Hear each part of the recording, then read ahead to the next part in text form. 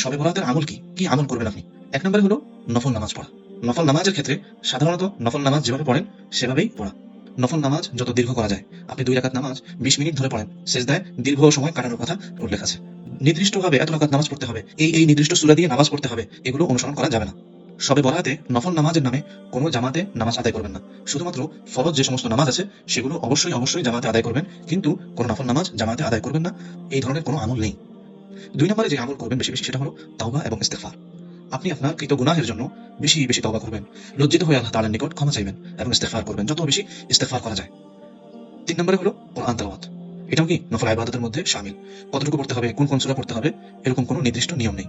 আপনি আপনার মতো করে কোরআন তেলাওয়াত করবেন। বুঝতে পেরেছেন? যতটুকু সম্ভব কোরআন তেলাওয়াত করবেন। আর 4 নম্বর হলো দোয়া। নিজের জন্য দোয়া করবেন, নিজের সন্তান, পরিবারের জন্য দোয়া করবেন, নিজের হেদায়েতের জন্য দোয়া করবেন, মা-বাবার জন্য দোয়া করবেন। ঠিক আছে না ইনশাআল্লাহ? আরেকটা হলো শবে বরাতের পরের দিন মানুষ যেই রোজা রাখে, এই রোজা রাখলে সওয়াব পাবেন। কারণ আরবি শাবান মাসের 1 তারিখ থেকে 27 তারিখ পর্যন্ত রোজা রাখার বিশেষ ফজিলতের কথা হাদিস শরীফে এসেছে। একটানা রোজা রাখা না, বরং গ্যাপ দিয়ে রোজা রাখার কথা এসেছে। যদি শবে বরাতের পরের দিন রোজা রাখে তাহলে নিশ্চিতভাবে সে এই রোজার জন্য সওয়াব পাবে।